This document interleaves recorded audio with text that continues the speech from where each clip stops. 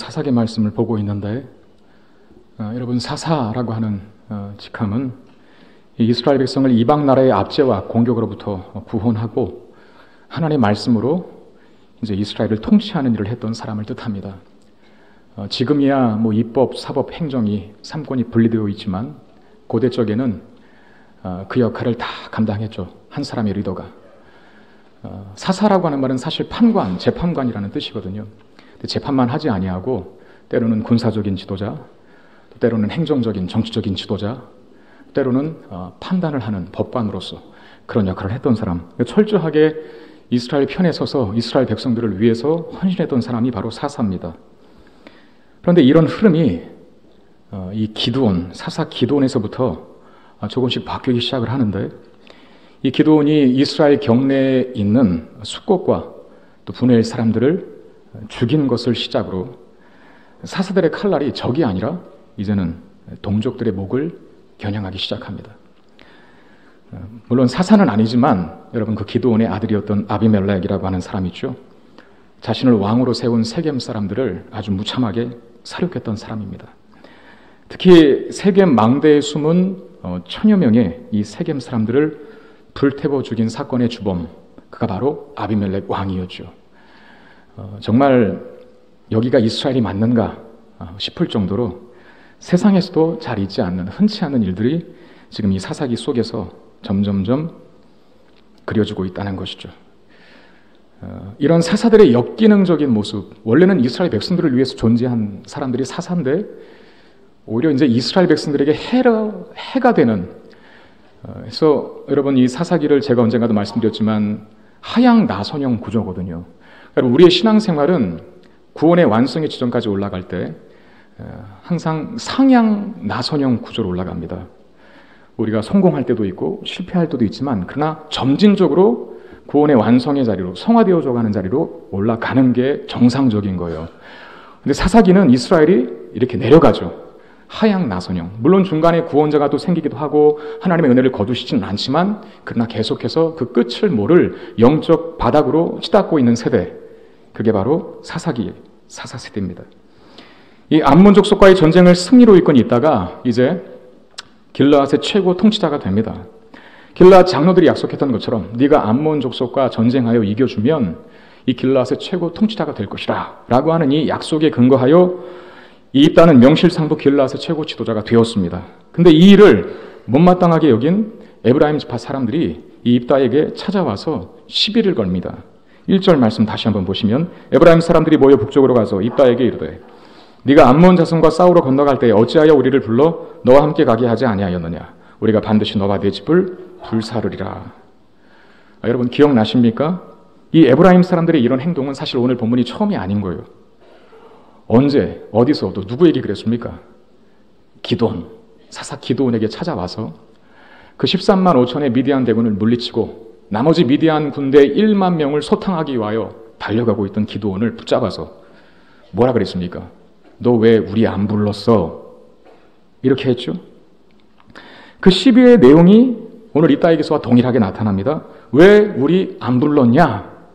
입다에게 찾아와 건 시비의 핵심은 그거예요. 이 에브라임 사람들이 입다에게 찾아와 기드온에게 걸었던 시비와 동일한 방식으로 그렇게 트집을 잡습니다. 다른 점이 있다면, 기드온 때와 다른 점이 있다면 이들의 협박이, 이 에브라임 사람들의 협박이 기드온 때보다 입다에게서 훨씬 더 과격해졌다는 점입니다. 1절 하반절에 뭐라고 했습니까? 우리가 반드시 너와 네 집을 불사르리라. 사실 기드온에게 이런 말은 하진 않았거든요. 너 왜 우리 안 불렀어? 이랬죠.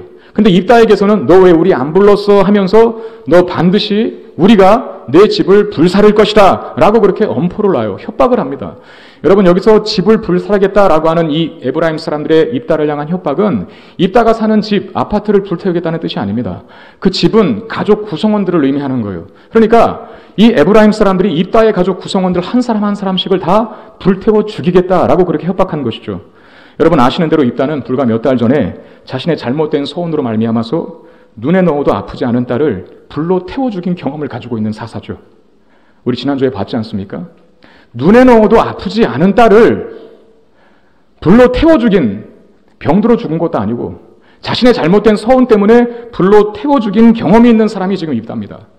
여러분, 그 입다가 가지고 있는 그 아픔, 상처 언제쯤이면 씻어질 수 있을까요?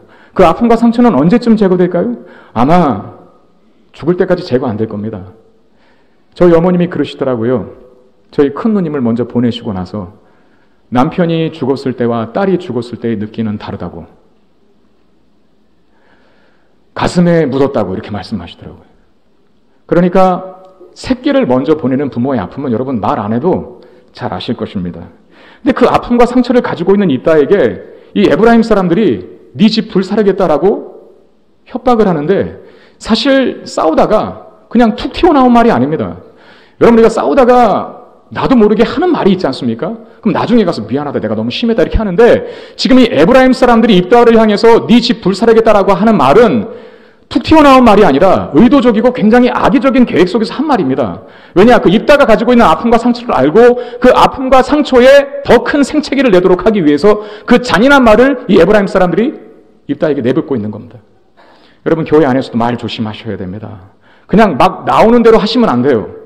여러분, 그리스도인들이 예수 그리스도를 믿고 변화되는 네 가지가 있다. 예수님께서 말씀하셨어요. 믿는 자들에게 따르는 표적 네 가지가 있다. 그 네 가지 중에 마가복음 16장이 나오는데 새 방언을 말하게 될 것이라고 말씀하셨어요. 새 방언. 방언 기도한다는 말이 아니라 무슨 뜻입니까? 새 방언이란, 여러분, 방언이란 지방언어 아닙니까? 즉 예수님께서 믿는 자들에게 따르는 표적이라고 말씀하시면서 허락하실 그 새 방언은 천국의 언어를 한다는 거예요. 하나님 나라의 언어. 세상의 언어가 죽이고 낮추고 깔보고 저주하는 독설에 가까운 말들이라면, 그리스도인들의 말은 살리고 세우고 생명을 주는 말씀이 되어야 한다는 것이죠. 그게 그리스도인들의 변화된 특징 중에 하나라 그렇게 말씀하십니다. 우리도 마찬가지입니다. 우리는 살리는 말을 하고 세우는 말을 하고 위로와 격려의 말들을 해야 돼요. 여러분, 똑같은 말을 해도 아다르고 어다른 겁니다. 여러분, 여기까지 오실 때 혹시 차를 갖고 오신 분들은 아마도 우리 주차봉사위원들의 안내를 받으셨을 거예요. 여러분, 그분들은 참 큰 헌신을 하시는 것입니다. 교회에서 월급 주는 거 아니거든요. 위험한 일을 하고 계시는 거예요. 위험하기 때문에 때로 나도 모르게 큰 소리가 나올 때가 있어요. 여러분, 그거 이해하시고 한 번이라도 이 교회의 아름다운 예배를 위해서 헌신하는 그분들의 수고에 대해서 감사하다고, 고맙다고, 그렇게 위로의 말, 축복의 말, 격려의 말을 건넬 수 있기를 바랍니다. 다음 주부터 차 되는 분들은 음료수 하나씩 꼭 사오세요. 그래서 하나씩 건네드리세요. 아마 춤을 추며 헌신하실 것입니다. 이 요괴배 나기방도 마찬가지예요. 1부, 2부 때는 하지 않지만 이 3부 예배 때 제가 참 고민이, 우리 교회 젊은 분들이 많은데 저도 그 시절 겪었으니까 아기가 어리면 교회에 와도 도장 찍고 가는 것밖에 안 되거든요. 예배가 안 되고 말씀이 안 들어옵니다. 영혼이 피폐해지죠. 그러다가 신앙을 떠나버려요. 그런 경험을 제가 했기 때문에 안타까운 마음에 요괴배 나기방을 운영 중에 있습니다. 한 10명에서 12명, 18명까지 그 아기들을 받는 것으로 제가 알고 있는데, 이 아이를 맡기는 부모님들이 얼마나 감사하다고 고백하는지 몰라요. 이제 정말 예배다운 예배를 얼마나 오래간만에 드리는지 모르겠다고 어느 분은 눈물을 흘리면서 우리 사모에게 고백을 했더래요. 그 일은 참 중요한 일입니다. 여러분, 아기를 1시간 맡는 거 쉬운 일이 아닙니다. 당연한 것이라고 생각하고 아기 맡겨서는 안 돼요. 아기를 맡기시는 우리 젊은 아기 부부들은, 젊은 아기 부부가 아니죠. 젊은 부부들은 젊은 부부들은 다음 주에 오실 때 꼭 음료수 한 박스씩 사다가 요괴배 나기방에 드리기를 바랍니다. 우리가 상처를 주는 말을 해서도 안 되지만 좋은 말로 할 수 있거든요. 상처를 주는 말을 해서도 안 되지만 또 상처를 받는 것도 잘난 건 아니에요. 상처를 받는다는 건 무슨 뜻입니까? 내가 지금 약하다는 뜻이거든요. 에브라임 사람들이 그런 독설을 퍼부었어도, 상처를, 아픈 곳을 계속 긁어내는 말을 했어도 입다가 만약에 강했으면, 신앙으로 무장되어 있으면 그거 그냥 넘길 수 있는 거예요. 보호막을 치면 되지 않습니까? 믿음의 보호막. 아무리 상대방이 막 핵폭탄을 나에게 쏘아대도 내가 철저하게 보호막을 잘 치고 있으면 나를 나를 요동치지 못하도록 만드는 그 나의 능력이 있어야 되는 거예요. 근데 이 교회가 약해지니까 서로에게 상처를 주고 또 상처를 받기도 합니다. 아마 입다도 상처를 받은 것 같아요. 점점 더 비참한 곳으로 끊임없이 흘러가는 본문의 모습을 통해서 우리 확인할 수 있는데, 자신을 부르지 않았다는 이 에브라임 사람들의 트집에 입다는, 트집을 잡는 이 에브라임 사람들에게 입다는 내가 언제 너희들 안 불렀냐? 불렀지 않느냐? 이러고 반박을 합니다. 에브라임 사람들은 그 얘기였죠. 너 왜 우리 암몬하고 전쟁할 때 안 불렀어? 그랬는데 입다는 나 불렀다. 불렀는데 너희들이 안 왔지 않느냐? 내가 혼자 싸워 이겼는데 이제 와서 지금 무슨 소리냐고 이렇게 반박을 해요. 저는 입다의 말이 충분히 맞다고 생각합니다. 왜? 에브라임 사람들의 전적을 보면, 그 삶의 행실들을 보면 충분히 그럴 수 있는 족속들이거든요. 그러나 설사 입다가 그 전쟁 속에 에브라임 사람들이 부르지 않았다 하더라도 에브라임 사람들이 입다에게 이런 말을, 너 왜 우리 안 불렀어? 네 집 불사를 거라라고 하는 이런 말을 할 입장이 못 됩니다. 왜냐하면 원래 에브라임 사람들은 입다에게 고마워해야 돼요. 왜 그렇습니까? 사실 이 에브라임 사람들도 암몬 족속의 고통으로 인하여, 암몬 족속이 그들을 해함으로 말미암아 당하는 고통을 고스란히 경험했기 때문에 그렇습니다. 자, 10장 8절 9절 말씀에 보면 이런 말씀이 있어요. 그 해에 그들이 요단강 저쪽 길르앗에 있는 아모리 족속의 땅에 있는 모든 이스라엘 자손을 쳤으며 18해 동안 억압하였더라. 암몬 자손이 또 요단을 건너서 그랬죠. 요단을 건너면 어디입니까? 요단을 건너면 요단 서편이죠. 요단 서편이 무슨 땅입니까? 가나안 땅이에요. 약속의 땅 가나안. 그러니까 길르앗은 요단강 건너기 전에 있어요. 여러분, 이스라엘 백성들이 가나안 땅을 차지할 때 가나안 땅에서 정착하지 않은 세 지파가 있었지 않습니까? 우리는 그냥 여기서 살 겁니다. 그러나 전쟁은 같이 했던 루벤, 갓, 므낫세 지파입니다. 그 므낫세 지파 안에 길르앗 성읍이 있어요. 길르앗 사람들은, 입다의 길르앗 사람들은 므낫세 족속 사람들입니다. 근데 지금 이 암몬 족속이 이 동편뿐만 아니라 요단강 건너에 있는 에브라임 지파, 유다 지파, 베냐민 지파까지도 다 괴롭히는 거예요. 거기 마지막 한번 보시길 바랍니다. 10장 8절 9절에 요단을 건너서 유다와 베냐민과 에브라임, 여기 에브라임 나왔죠. 에브라임 족속과 싸움으로 이스라엘 공고가 심하였더라라고 되어 있습니다. 에브라임 지파도 암몬 족속의 횡포 때문에 고난을 많이 당한 거죠. 힘들어 있습니다. 그런데 바로 그 암몬을, 그 고통의 원흉을 입다가 물리쳐줬어요. 그러면 고마워해야 되는 거 아닙니까? 감사하다고? 그러지는 못할 망정 시비를 걸고 찾아와서 협박을 합니다. 여러분, 이런 모습은 세상에 참 많죠. 이 세상에 이렇게 비열하고 약간 야비한 사람들이 있어요. 어려울 때는 나 몰라라 했다가 다 팽개쳐놓고 떠나갔다가 이제 내가 없는 사이에 좋아진 거예요, 그 공동체가. 그러면은 슬글슬글 기어와서 내 목 달라고, 높은 자리를 차지하려고 그렇게 혈안이 되어 있는 사람들을 교회가 아니라 세상에서 많이 봅니다. 교회는 그런 사람 없기를 바랍니다. 근데 있을 수도 있다는 것을 여기서 경고하고 있죠.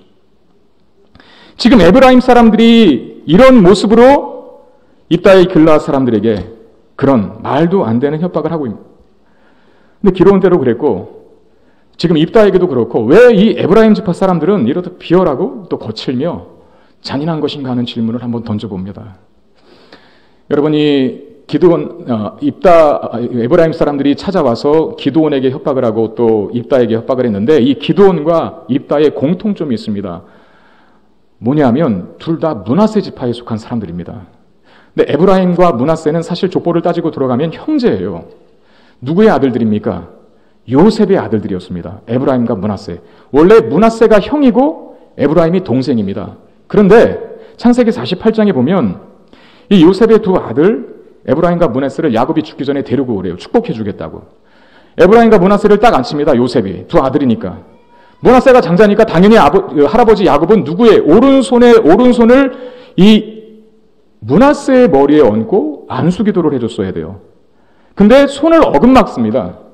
둘째인 에브라임에게 오른손을 얹고 장남인 므낫세에게 왼손을 얹습니다. 요셉이 그걸 본 것이죠. 아버지 틀렸습니다. 손 어긋났네요. 얘가 장자고 얘가 차자입니다. 근데 야곱이 뭐라 하냐면 나도 안다.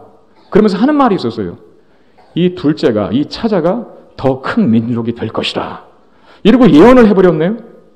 그 예언 때문인지 몰라도 시간이 지났습니다. 그 역사 속에서 에브라임 지파가 월등한 지파가 돼요. 그 규모 면에서는. 굉장히 큰 지파가 되고 나중에 이스라엘이 남유다와 북이스라엘로 갈라졌을 때 북이스라엘을 대표하는 에브라임 지파, 에브라임이요 에브라임 이렇게 말할 정도로 북이스라엘에서 에브라임은 강력한 권세를 가진 족속이 됩니다. 지파가. 그들의 세가 그렇게 컸기 때문인지 몰라도 이 에브라임 사람들은 자신들의 세를 과시하려고 그런 열망에 사로잡힙니다. 그러니까 므낫세 지파에 대한 형제이긴 합니다만 네가 장자 아니다, 내가 장자다, 영적인 장자라고 하면서 우월의식이 이 므낫세 지파에게 있었고, 오늘 보면 4절 중반절에서 잘 나타나는데 므낫세에 속한 길르앗 사람들에게 이런 말을 해버립니다. 12장 4절 말씀 보시면 에브라임이 중반부터 보시면 에브라임의 말이 너희 길르앗 사람은 본래 에브라임에서 도망한 자로서 에브라임과 므낫세 중에 있다 하였습니다 라고 말합니다. 실제 두 지파 간에 이 길르앗과 에브라임 간에 전쟁이 일어난 것은 모르겠습니다. 성경에 그 기록이 없으니까. 그러나 분명한 것은 이 에브라임 지파가 므낫세 지파보다 우월하다, 월등하다라고 하는 것, 이런 의식이 이런 교만한 발언의 원인이 되고 있다는 것은 분명합니다. 아까도 말씀드렸지만 에브라임과 므낫세 지파는 사실 형제 지파입니다. 다른 어느 지파보다도 더 친근해야 할 지파가 이 에브라임의 우월의식으로 인해서 잦은 시비에 휘말립니다. 근데 여러분, 이 에브라임의 횡포에, 이 에브라임의 트집과 말도 안 되는 시비에 이 입다는 기드온처럼 반응하지 않습니다. 기드온은 어떻게 반응했습니까? 그냥 넘겼죠. 야, 너네 집에 끝물 포도가 우리 집의 만물 포도보다 낫지 않냐? 하면서 우리를 어떻게 감히 너희들과 상대할 수 있겠냐 하면서 넘겼어요. 그냥 머리 숙이고 들어갔단 말입니다. 그래서 전쟁을 피했어요. 그리고 전쟁할 수도 없는 상황이었죠. 왜? 기드온은 쫓아갔어야 되거든요. 누구를? 미디안에 남은 대군들을. 그 미디안 왕을 추격하는 과정 중에 에브라임이 찾아서 시비를 걸었기 때문에 싸울 여력도 없었고 시간도 없었습니다. 그래서 무릎 꿇고 들어갔죠. 근데 입다는 달라요. 여러분, 입다는 제가 뭐라 그랬습니까? 우리식으로 말하면 임꺽정이라 그랬죠. 홍길동이라 그랬습니다. 어쩌면 패거리들의 그 싸움판에서 성장한 사람이 입다예요. 승질도 있고 실력도 있습니다. 이런 말을 들은 입다가 에브라임 지파에게 기지 않습니다. 그리고 바로 길르앗 백성들의 소집합니다. 전쟁을. 길르앗 사람들은 자존심이 상하죠. 아니, 우리가 어떻게 에브라임 지파에서 도망한 사람이라고 말할 수 있어. 그러면서 자존심을 박박 긁어놓은 이 에브라임 지파와 일전을 결심을 하는데, 여러분, 누가 이겼을까요? 입다의 길르앗 사람들과 이 에브라임 지파 간에 전쟁이 일어났습니다. 누가 이겼을까요? 1번 입다, 2번 에브라임 지파. 뭐겠어요? 모르시나요? 그러면 누가 이겼으면 좋겠어요? 저는 입다가 이겼으면 좋겠어요. 왜? 이 거만한 에브라임이 어떻게 한번 콧대를 한번 꺾어놔야 되는데, 그런 인간적인 생각이 들거든요. 우리의 정서상으로는 입다의 길르앗 사람들이 이겼으면 좋겠습니다. 근데 실제 그렇게 돼요. 야, 야비하게 굴더니 꼴 좋다. 속이 다 후련하네. 우리 그럴 수 있습니다. 그런데 여러분, 좀 더 생각해보면 그렇게 속이 시원해 할 만한 일은 아닙니다. 왜냐하면 동족 간의 싸움이기 때문에 그렇습니다. 한 지파, 한 민족, 한 나라 안에 있는 이 두 지파 간의 싸움이기 때문에 뭐 속이 시원하고 후련하고 이런 감정을 갖고 있을 수 없다는 것이죠. 저에게 1살 터울의 두 형님들이 계십니다. 저에겐 4분의 형님이, 3분의 형님이 계시는데 첫째, 그리고 둘째, 셋째, 이 둘째, 셋째가 1살 터울이에요. 연년생입니다. 형님들이 저랑 나이 차이가 너무 많아서 저는 그분들과 어울릴 수가 없었어요. 어렸기 때문에. 근데 이 두 형님이 고등학생 때, 저는 초등학생으로 아직 어리고, 그래서 제가 어렸을 적으로 기억을 하는데, 한 번은 집에서 이 두 형님들이, 1살 터울인 두 형님들이 싸움이 일어났습니다. 싸움이. 그런 적이 한 번도 없으셨거든요. 누구보다도 친했고 누구보다도 우애한 형제였는데 어느 날 무슨 이유 때문인지 잘 모르겠는데 싸웠어요. 저는 그 광경을 보고 너무나 충격을 받았습니다. 어린 나이였기도 했지만 항상 잘 지냈던 형님 두 분이서 치고받고 싸우니까, 집안에서. 제가 어리니까 말릴 수도 없고, 제가 말린다고 해도 말이 듣겠습니까? 여러분, 고등학생들이 싸우면 무섭습니다. 보셨는지 모르겠지만. 막 둘이 싸우는 거예요. 제가 너무나 충격적이라 그 잔상이 아직도 남아있어요. 아무리 오래된 기억이라 충격적인 잔상을 해도 완벽하진 않지만 어느 정도 머릿속에 그 잔상으로 기억이 남는 법이거든요. 지금도 생각하면 그 기억이 조금 있어요. 뭘 말리지도 못하겠고 막 무섭게 싸우시더라고요. 근데 싸움이 종료될 때가 있었습니다. 어머님이 들어오신 거예요. 어머님이 들어오시고 싸움이 끝났습니다. 저는 어머님이 그럴 줄 알았어요. 자초지종을 물어보고 잘잘못을 캐물어서 둘 중에 잘못한 형을 혼내실 것이라고 생각했어요. 그런데 저희 어머님은 그냥 큰 소리로 한마디만, 큰 소리였지만 약간 그 목이 메이는 울음기 섞인 목소리로 한마디 하셨어요. 뭐라고 하셨냐면, 둘 다 나가 죽으라고. 둘 다 나가 죽어. 사실 죽으라는 표현은 완곡한 표현입니다. 뭐라고 했을까요? 그냥 넘어가려면 또 목사가 저런 말을 하네, 뭐 이럴까봐. 둘 다 나가 죽으라고 그러면서 동네 창피해서 못 살겠다고 이 한마디만 하셨어요. 그 이후로 형님이 싸우질 않았습니다. 여러분, 입다가 이기고 에브라임이 지고 야, 속 시원하다, 후련하다. 아니요. 교회 안에서 분란이 일어나면 하나님은 창피하십니다. 저희 어머님이 했던 말씀처럼. 세상 어느 부모가 형제간에 일어난 싸움을 보고 속이 시원하다 말하겠습니까? 잘잘못을 떠나서 그냥 둘 다 꼴보기 싫은 것이죠. 네? 부모의 속은 있는 대로 다 상하는 법입니다. 이스라엘 백성들의 싸움이 그랬습니다. 입다의 길라 사람들이 이제 에브라임과의 전쟁을 이겼어요. 그리고 에브라임 사람들이 도망을 가기 시작합니다. 전쟁에서 큰 틀에서는 이긴 거예요. 근데 이제 에브라임 사람들이 이제 졌으니까 나머지 패잔병들이 막 도망가기 시작을 하는데, 아까 에브라임 지파는 어디 있다 그랬어요? 요단강을 중심으로 해서 이 동편이 므낫세 지파가 사는 곳이고 길르앗 땅이 있고, 건너서 서편이 가나안 땅이라 그랬어요. 이 가나안 땅에 에브라임 지파가 살아요. 그러면 도망가면 어디를 건너가야 합니까? 요단강을 건너가야 되는 거거든요. 근데 이 요단강 나루턱에 이미 길르앗, 입다의 길르앗 사람들이 진을 치고 서 있는 거예요. 뭘 타고 가서 그렇게 빨리 가 있는지 모르겠지만 아무튼 에브라임 사람들이 다 도망치기 전에 이 입다의 길르앗 사람들이 진을 치고 있습니다. 그러면서 요단강 나루터락을 장악하고 검문을 하기 시작합니다. 왜 검문을 할까요? 동족이니까 그냥 얼굴 모습 생김새만 봐서는 이 사람이 에브라임 지파 사람인지 무슨 므낫세 사람인지 알지를 못하는 겁니다. 갓 지파, 루벤 지파 사람인지. 우리도 그렇지 않습니까? 그냥 시침 뚝 떼고 있으면 이 사람이 서울 사람인지 어디 지방 사람인지 잘 몰라요. 근데 뭘 하면 압니까? 말을 해보면 알아요. 말을. 경상도 분은 그래도 표준말을 쓰는 척 하셔도 그 억양은 여전히 좀 남아있거든요. 전라도 사람도 마찬가지고 강원도 분도 마찬가지예요. 저희 아버님이 이북 사람이었는데 이 강원도 분들이 이북 사투리랑 약간 비슷하더라고요. 굉장히 강원도 분들의 어투가 저에게는 굉장히 친근해요. 저는 참 감사해요. 제가 표준말을 써서요. 저는 의정부 사람이거든요. 여러분 쌀 해보십시오. 쌀. 근데 쌀이 안 되는 사람들이 있다면서요. 쌀을 자꾸 살 이렇게 얘기합니다. 이 방법을 지금 입다의 길르앗 사람들이 쓰는 거예요. 그냥 봐서는 나 에브라임 지파 사람 아니라 이러면 방법이 없거든요. 모르니까. 그래서 시킨 게 뭐냐면 너 쉽볼렛 해봐. 이런 겁니다. 자, 따라합시다. 쉽볼렛. 이 SH 발음이 안 되는 거예요. SH가 그냥 SI로 발음해보면 뭐라고요? 10. 그러니까 에브라임 지파가 나 에브라임 지파 아닌데 너 쉽볼렛 해봐. 그러면 쉽볼렛 이러면은 목을 그냥 딱 쳐버린 거예요. 그래서 여러분 이게 굉장히 비극적인 일. 웃으면 안 돼요. 목을 쳤다니까요. 말 한마디에. 웃으면 안 되는 거예요. 그래서 죽인 사람이 42,000명입니다. 여러분 기드온이 이 전에 있었던 사사인 기드온이 나팔을 불 때가 있었어요. 미디안과 13만 5천의 대군이 미디안과 전쟁에 앞서서 이스라엘 백성들을 소집하지 않습니까? 그리고 나팔을 불었는데 그래서 이 지파 저 지파에서 모인 사람들이 32,000명이었습니다. 32,000명.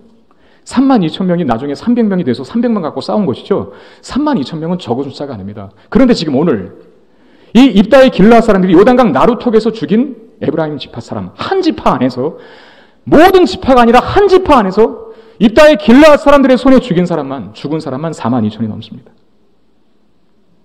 여러분 아무리 전쟁의 발단이 에브라임 지파 사람들에게 있었다 할지라도 이 에브라임은 블레셋이나 암몬처럼 적국이 아닙니다. 사탄이 아니에요. 사탄이. 같은 교인이에요. 예? 같은 교인이고 같은 하나님을 믿는 같은 한 민족입니다. 형제끼리 치고받는 일 있어서는 안 됩니다. 왜 형제끼리 싸워야 합니까? 싸우지 말아야죠. 그러나 100번 양보해서 싸울 수 있다고 칩시다. 형제끼리. 그러나 둘 중 누구 하나 죽을 때까지 싸우는 법은 없는 겁니다. 여러분 짐승들도 같은 종류끼리 서열 싸움을 하기도 하는데 암컷을 차지하기 위해서 서열 싸움을 하기도 하지만 그 짐승들도요 싸우다가 누가 등 돌리고 도망가면 안 따라가요. 안 죽이거든요. 근데 입다의 길르앗 사람 아주 잔인하게 따라가서 그것도 말로 사투리 하나 잘못 썼다고 해서 그 말 한마디에 목을 칩니다. 여러분 이런 광경을 보면서 길르앗 사람들의 분노가 얼마나 컸나 이러고 이해하고 끝나서는 안 돼요. 거만한 에브라임 사람들에는 하나님의 심판이라 이렇게 생각하고만 끝나서는 안 돼요. 물론 그 의미도 있을 수 있겠지만 그보다 더 중요한 것은 뭡니까? 이런 모습을 보면서 우리는 지금 이 이스라엘이 이 사사기 속에서 고발되고 있는, 드러나고 있는 이스라엘이 얼마나 그 공동체성이 지금 허물어지고 있는가, 이걸 볼 수 있어야 된다는 것이죠. 이스라엘 백성들, 하나님 한 교회 공동체가 얼마나 심각한 균열을 보이고 있는가 하는 것을 봐야 된다는 겁니다. 이 쉿볼렛이라고 하는 그 사투리 이야기가 나왔습니다만, 여러분, 단지 지파 간의 지역적인 차이라고 이해하고 끝나서는 안 돼요. 지금 이스라엘 지파가 분열되고 있다는 그런 사실을 암시하는 이 사사기 저자의 의도적인 장치입니다. 원래 여러분, 언어는 하나였죠. 언어는 하나입니다. 그 언어가 어디서 갈라집니까? 인간이 하늘 높은 줄 모르고 하나님 앞에 도전하기 위해서 쌓은 바벨탑, 그게 창세기에 나왔지 않습니까? 창세기 11장에 하나님께서 인간이 하나님의 권위에 도전하는 것을 보면서 그 바벨탑을 무너뜨리시고 인간을 더 이상 모이지 못하도록 흩으셨어요. 그 방법으로 뭘 사용하셨습니까? 언어를 혼잡케 하신 겁니다. 언어가 혼잡하게 된 것은 여러분 사실상 죄의 결과입니다. 그리고 사도행전 2장에서 드디어 예수님께서 이제 올라가시고 승천하시고 마가의 다락방에 모인 초대교회 성도들에게 성령, 오순절 성령께서 강림하셨을 때 무슨 표적이 제일 먼저 나타났습니까? 언어가 하나가 되는. 베드로는 자기 말로 하는데 각각 다른 지방, 다른 나라 사람들이 이 나라 말을 모르는 사람들이 그 말을 다 알아들어요. 하나님의 큰일을 이야기하니까 혼잡게 된 언어가 더 이상 혼잡해지지 않았습니다. 그게 뭘 말합니까? 하나님 나라에서 인류는 통일된다는 거예요. 하나가 된다는 거예요. 언어도 무슨 가치관도 모든 문화도 다 하나가 된다는 거예요. 그게 천국에서의 모습입니다. 그게 이 땅에 존재하는 교회 공동체가 그 하나님을 이미 우리는 하나님 앞에 허락받았고 그 하나님을 지키는 노력을 통하여 세상과는 다른 모습을 이 교회 공동체가 보여줘야 한다는 것입니다. 여러분, 이스라엘 백성들이 왜 가나안 땅에 들어갔는지 한번 생각해 보시길 바랍니다. 그들에게는 사명이 있었어요. 무슨 사명이요? 열방을 하나님 품으로 돌아오게 하는. 그들과는 다른 모습을, 세상과는 다른 모습을 통해서 하나님을 믿는 사람들이 어떻게 살아가는지를 보여줌을 통하여 수많은 민족들에게 살아계신 하나님을 증거하는 사명을 갖고 그 땅에 들어간 겁니다.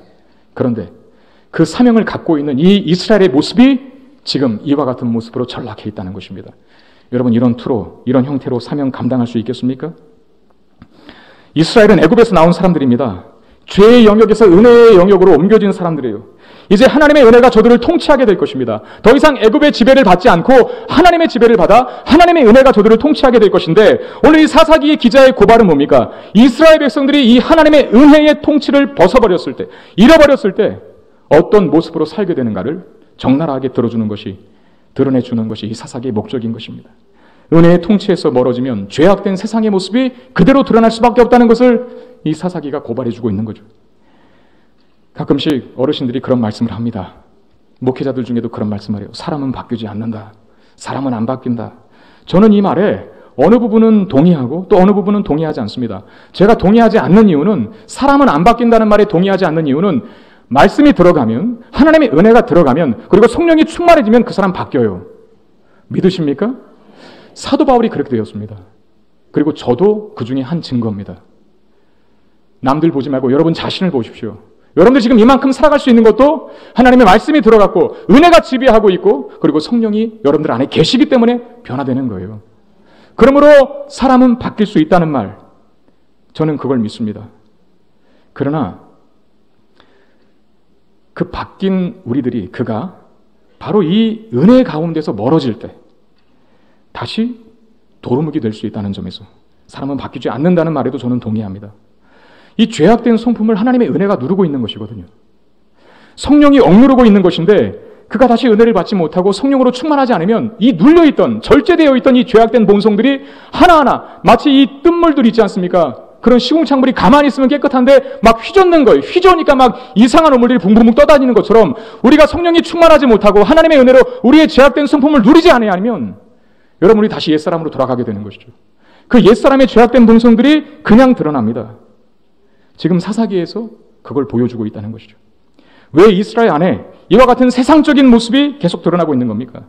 바로 이들이 하나님의 은혜의 통치에서 벗어나고 있고 멀어져 있기 때문에 이런 모습이 보여지는 것입니다. 우리는 그 단서를 여러 군데에서 확인했죠. 이스라엘 백성들이 하나님의 은혜에서부터 멀어지고 있는 그 현상들을 우리 사사기 10장 6절의 말씀에서, 여러분 사사기 10장 6절은 무슨 말이었습니까? 이스라엘 백성들의 손에 가나안의 7 족속들의 우상들이 다 들려져 있었어요. 한두 개도 아니고 7개의 우상들이, 그 이상의 숫자의 우상들이 이스라엘 백성들의 삶을 장악하고 지배하고 있었단 말입니다. 그게 바로 사사 입다의 시대의 이스라엘의 시대적 배경이었습니다.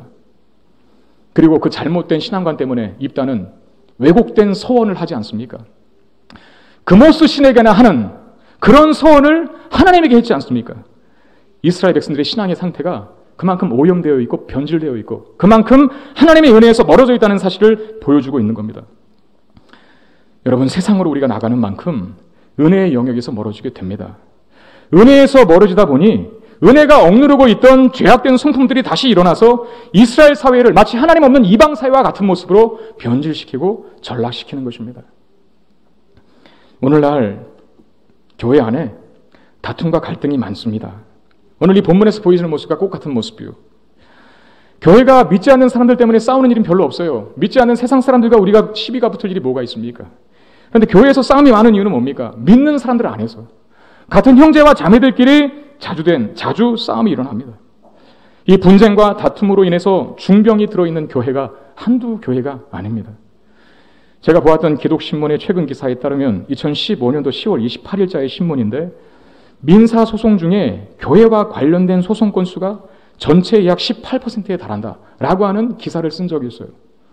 2015년도 10월자입니다. 최근 기사예요. 교회에서 분란이 일어납니다. 장로님과 목사님 간에, 또는 장로님과 장로님들 사이에, 또는 장로님과 집사님들 사이에, 그리고 목사와 집사님들 사이에, 그리고 목사와 성도 간에, 성도와 성도 간에 분란과 다툼이 일어나서 노예법정으로 가고, 노예법정으로서 해결이 안 되니까 총회법정으로 가고, 총회법정에서도 해결이 안 되니까 결국은 사회법정까지 가게 되는 거예요. 창피한 줄도 모르고. 거기서도 해결이 안 된 문제가 민사소송, 우리나라 대한민국 법정에서 민사소송 재판 건수 중에 12건이 교회에서 일어난 문제라 그렇게 말합니다. 왜 그럴까요, 여러분? 왜 교회 안에 이렇게 분란과 분쟁이 많을까요? 답은 하나입니다. 은혜가 메말랐기 때문입니다. 은혜가. 성도는 은혜를 받으면 순한 양이 되지만 은혜를 받지 못하면 사나운 이리가 되고 맙니다. 분열과 다툼과 싸움이 많은 교회, 여러분 한번 보세요. 뭐가 없는지. 다른 거 다 있거든요. 근데 뭐가 없냐면 은혜가 없어요. 목사님의 말씀 은혜를 못 받습니다. 은혜를 못 받으니 성도들 간에 서로 사납습니다. 은혜가 떨어진 교회들이 싸움이 많은데 싸우는 이유도 참 너무나 가슴이 아파요. 그 본질적이지 않은 것, 비본질적인 것 때문에 너무나 많이 싸우거든요.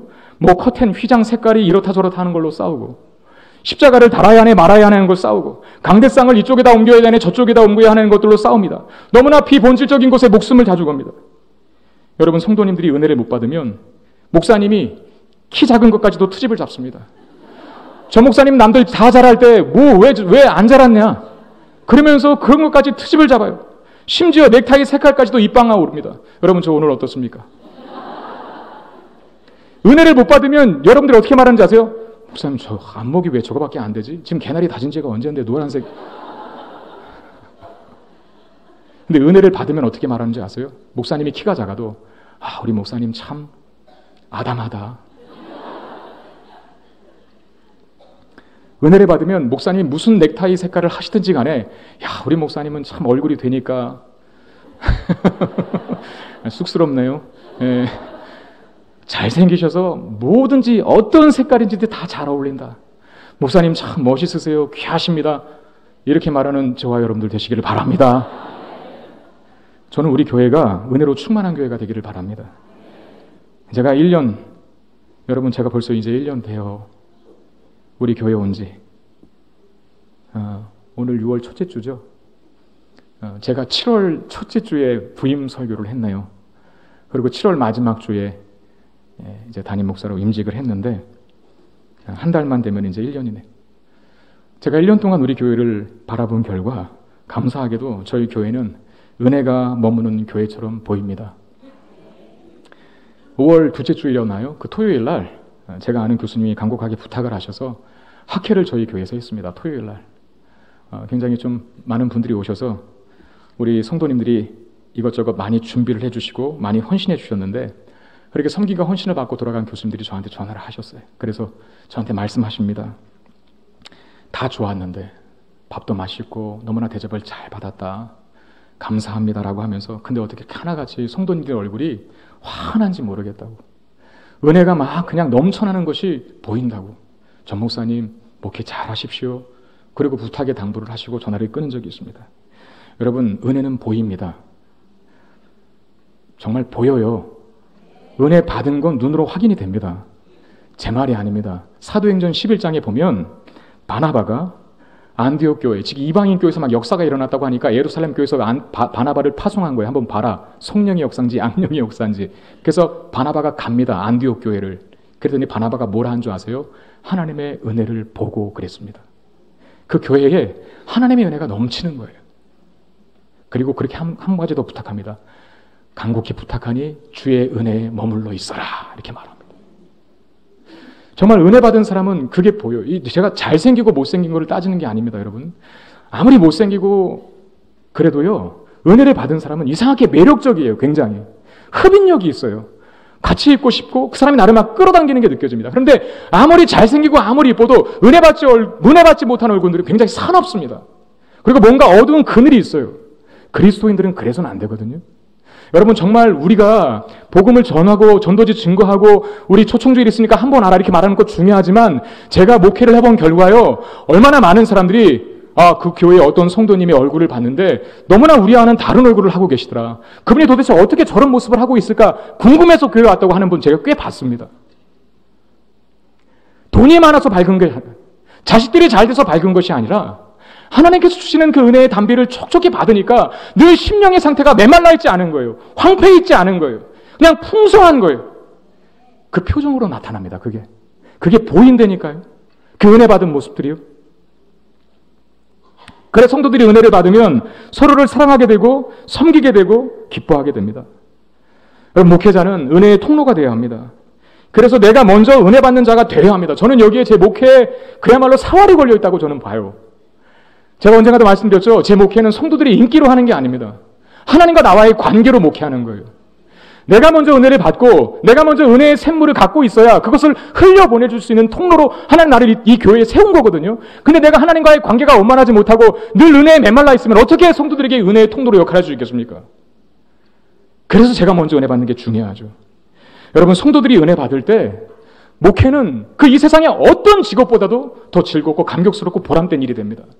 저는 제가 목회자인 것이 얼마나 감사한지 몰라요. 하나님 정말 나 같은 죄인을 이 자리까지 오게 하시고 목양사역할 수 있도록 만들어주신 그 은혜가 너무나 큽니다. 성도들이 막 은혜 받고 기뻐하고 즐거워하고 그 은혜 속에서 풍성함을 경험하면 그 모습을 보는 목회자는 여러분, 일확천금을 가진다 한들 그 기쁨을 갖겠습니까? 그렇지 않거든요. 목회자는 정말 특권입니다. 네. 목회보다 더 보람되고 영광된 일은 없어요. 그러나 반대로 성도들이 은혜 받지 못할 때 목회는 죽는 것만큼 괴롭고 고통스러운 것이 됩니다. 저는 간절히 바랍니다. 제 목회가 보람이 있고 재미있게 되기를. 여러분들이 은혜 받으면서 신앙생활 하시라는 말이에요. 사나워지시 마시고요. 네, 저도 노력할게요. 제가 하나님과의 관계 속에서 풍성하게 은혜를 받아서 그 은혜를 증거해주고 전달해주는 통로로 아무튼 노력해 볼 테니까 여러분들도 저를 믿고 잘 따라와 주실 수 있기를 바랍니다. 은혜가 머무는 교회가 되어야 돼요. 그래서 하나님의 은혜를 사모하는 저와 여러분들이 되어야 할 줄 아는데요. 그 은혜를 사모하여 예배의 자리에 있어야 되고 말씀의 자리에 있어야 되고 찬양과 기도의 자리에 있어야 합니다. 은혜가 공급되는 자리에 대한 욕심을 좀 여러분들이 가지셨으면 좋겠어요. 그냥 세상 친구들 만나고 세상 쾌락 즐기는데 돈 버는 데에만 너무 욕심내지 마시고 선한 욕심이라는 게 있지 않습니까? 예? 우리가 품는 그 욕망 자체는 죄가 아니거든요. 거룩하고 선한 것에 대한 욕망은 정당한 것입니다. 그건 있어야 돼요. 사실상 없으면 안 되는 것이죠. 은혜의 자리를 사모하고 복받기를 원하고 하나님이 나에게 가까이 계시기를 원합니다라고 하는 마음에서 품는 욕심, 이 선한 욕심은 우리를 복되게 합니다. 여러분, 은혜라는 거 잘 알지 않습니까? 한 번 은혜 받으면 끝납니까? 아니에요. 창하는 사람들이 목 한 번 터졌다고 연습 안 하면 됩니까? 목이 터져라. 그래서 목이 터지면 창하는 사람들은요, 그 터진 목을 더 잘 또 유지하기 위해서 계속 밤새도록 연습을 하는 거예요. 진짜 장인과 진짜 고수는요, 악기를 하나 다루더라도 자기가 죽을 때까지 만족이 없는 거예요. 죽을 때까지. 죽기 직전까지도 바이올린 연습하는 사람이 있답니다. 하물며 은혜가 한 번 받았다고 끝이라고요? 그렇지 않습니다. 은혜는 계속해서 우리에게 지속적으로 공급되어야 합니다. 여러분들과 저의 삶에 은혜가 필요 없는 날이 있겠습니까? 은혜가 필요 없다라고 말하는 사람은 아마 이렇게 말하는 것과 똑같죠. 공기 없이 내가 하루를 살아보겠노라고. 여러분, 어떻게 공기 없이 우리가 하루를 삽니까? 5분도 못 살걸요? 마찬가지입니다. 하나님의 은혜를 날마다 순간마다 구해야 할 필요가 거기 있어요. 우리 영적인 삶과 우리 영적인 풍요로움과 우리 영적인 삶의 생기는 다른 데서 오는 것이 아니라 하나님의 은혜가 나에게 지속적으로 공급되고 부어졌을 때 그렇게 살아갈 수 있다는 걸 여러분 믿으시길 바랍니다. 하나님의 은혜는 우리의 삶에 필수적인 거예요. 우리의 삶에 은혜가 얼마나 중요한지, 하나님과의 관계가 얼마나 중요한지 이 사사기 말씀이 우리에게 보여주고 있는 것입니다. 은혜가 메말랐을 때 어떤 모습으로 이스라엘 백성들이 전락하는지, 그러나 풍성한 은혜 속에 있을 때에는 광야를 강으로 바꾸고 사막을 대로로 바꾸는 이런 놀라운 은혜의 역사 속에 살아갈 수 있다는 사실을 우리에게 역으로 증명해주고 있는 말씀, 이게 바로 사상입니다. 말씀 맺겠습니다. 신약 성경에 바울과 베드로와 요한 등 이런 사도들이 교회에 편지를 쓸 때 항상 마지막에 대부분 그렇게 말을 합니다.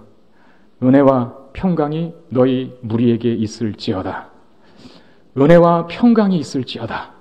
그렇게 말해요. 순서를 잘 기억하시길 바랍니다. 평강과 은혜가 너희에게 있을지어다 안 했어요. 그리고 구약도 보면 은혜와 평강이라고 말하지 평강과 은혜라는 말 안 합니다. 왜 그럴까요? 왜 그 순서가 중요할까요?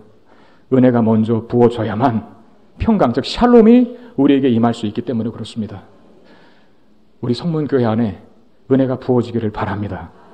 그래야 여러분들이 살아가는 모든 삶의 현장이, 그것이 직장이든 그것이 가정이든 부부의 관계든 간에 자녀를 양육하는 모습이든 간에 하나님의 은혜가 먼저 부어지게 하셔서 그 은혜 속에서 누려지는 평강, 샬롬의 상태가 우리의 삶의 구석구석을 아름답게 비추일 수 있기를 주님의 이름으로 축원드립니다. 제가 또 여러분들이 은혜를 받아 평강을 누리는 삶의 주역이 되기를 바라겠고, 그런 평강이 넘치는 우리 성문교회가 이 세상에 별과 같이 빛나는 교회, 주께서 맡기신 사명 잘 감당하는 교회로 온전하게 설 수 있게 되기를 주님의 이름으로 축원드립니다. 기도하겠습니다. 하나님, 은혜와 사랑을 감사드립니다. 이 예배 속에도 귀한 말씀 주시고 우리에게 은혜가 부어져야 한다는 사실을 다시 한번 확인하고 깨닫게 하신 주님 감사를 드립니다. 은혜의 자리를 사모하게 하시고 예배의 자리, 말씀의 자리, 기도의 자리를 사모하여 늘 은혜를 충만하게 공급받아 이 땅을 샬롬이 지배하는 곳으로 살아갈 수 있는 우리 모두가 되게 해 주시옵소서. 은혜가 메말랐을 때 어떤 삶으로 도태되고 변질되고 타락하는가 경계로 삼게 하셔서 날마다 순간마다 하나님의 은혜를 구하여 우리의 삶에 평강의 풍성함이 넘쳐날 수 있도록 은혜 베풀어 주시옵소서. 우리 주 예수 그리스도의 이름으로 간절히 기도드리옵나이다. 아멘.